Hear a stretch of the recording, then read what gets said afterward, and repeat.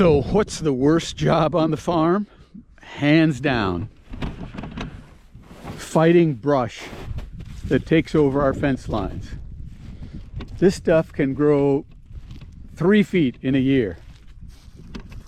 And before you know it, your fence is completely tangled and it shorts out the electric fence as soon as it rains in the summer.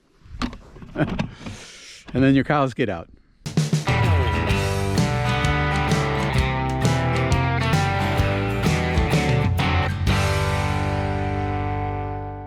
Good morning, welcome back to Rolling Hills Farm. Dave here. It's spring and the snow is starting to melt.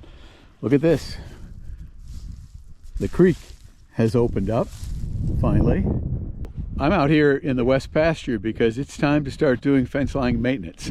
The ground is still largely frozen.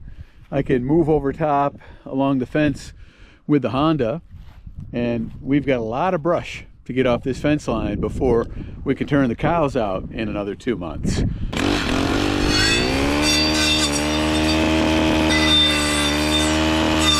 So some of this stuff is just so thick, the hand cutter can't do it. You need a chainsaw.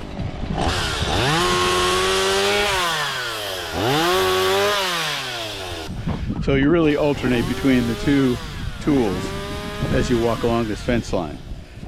So what I like to do is go a distance on this side of the fence, on the inside of the fence, and then I'll jump the fence and do a stretch on the back side of the fence to make kind of a wide corridor so that it lasts for a few years before we have to come back and do this again.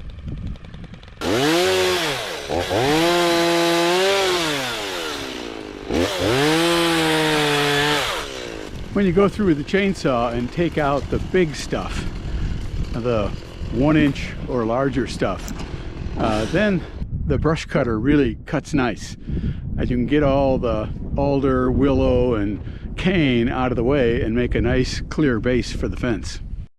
Well, there's what it looks like when you've got it done. That's probably 50 yards, and I probably have another 150 yards to go on this fence line, and then it'll be done for a couple of years. You can see the deer stand down there, which is about 100 yards away from where I'm standing now, and then it goes beyond that, probably closer to another 100 yards. So we probably got 200 yards of work to do to get this cleaned up. I've been in this section of the pasture now for much of the spring, continuing to expand pasture areas by just tearing out alder brush. And so you can take a look. This is from a couple weeks ago. I was in just right out along the road, opening up what ultimately will be a half acre.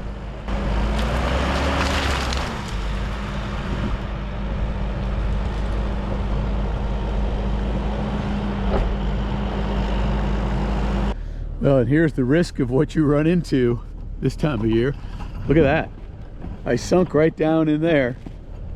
Was able to get back out, but even though I was able to break off these alder brush, there's something about this spot that's just low and wet. So I'll have to come back and drag these out by hand because I don't want to get the skid steer down into there. What we don't want is to get stuck. So I'll move over there and start working that area for a while.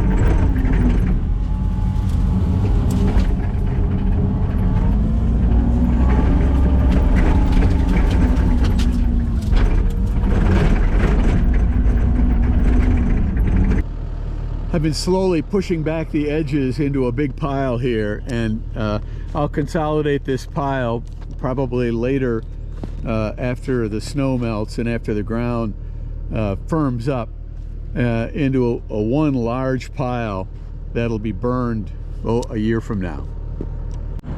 Well, there, that's another section cleared, and I actually have to stop because it's getting too slippery, getting too warm.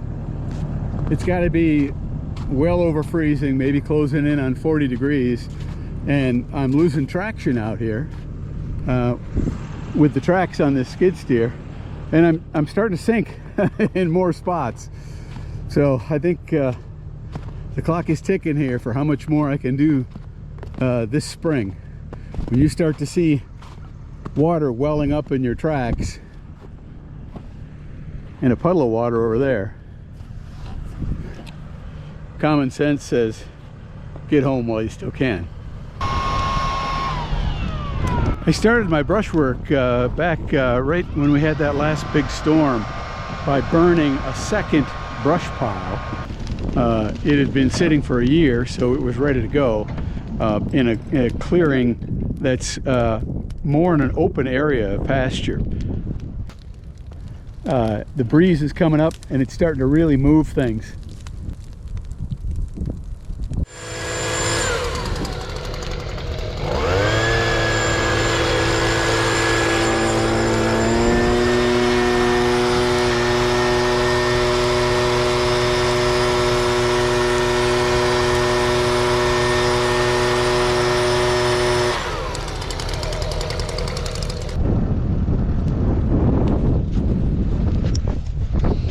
Well, there, with that wind blowing, it's not going to be long and this pile will be all gone. Wind's supposed to continue in the teens up to 20 miles an hour this afternoon. So it's taken me about 3 hours to get it to this point, but this pile won't be here much longer. That's another successful brush fire. A whole bunch of a big pile of brush. Virtually eliminated by the end of today with this wind. There'll be nothing left, and this area will just come up strong pasture. This brush came out of this whole clearing over here and was good pasture last year. I think this will really grow grass in the spring. I'll come back here after this burns down completely and spread the ash around to give some good grass growth.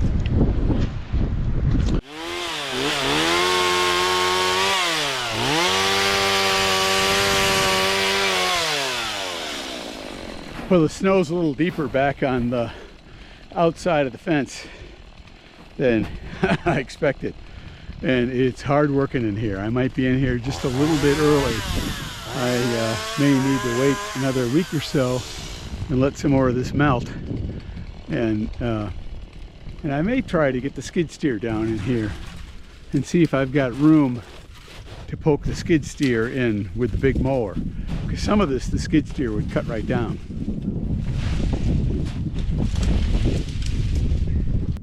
Well, there, that's a good morning's work. We've still got a lot of brush work to do here, and we'll be continuing to do that over the next few weeks while the ground is frozen, so it's easy to get in this wet area. And then comes the kind of tedious process of going along and replacing all the insulators that are busted off. This section is pretty nice, but I know there are sections where the snow has pulled the wire down off the insulators, so that's to come.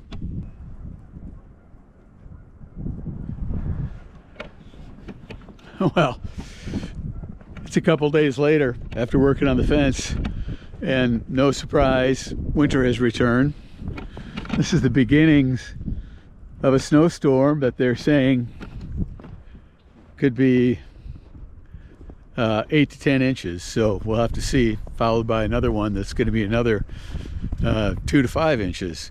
But that's northern Minnesota. We're used to it in April.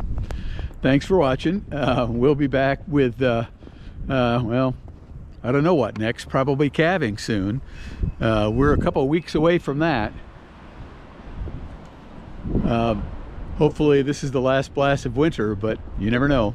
We'll see you soon.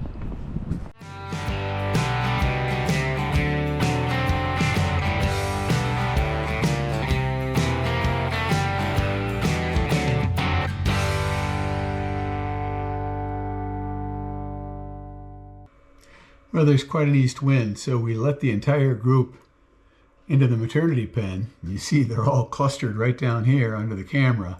There's one over hiding in the new shed, and those guys are over there working on a bale. But this gets everybody out of the wind, and they can always walk around the gate and go out here and eat round bales.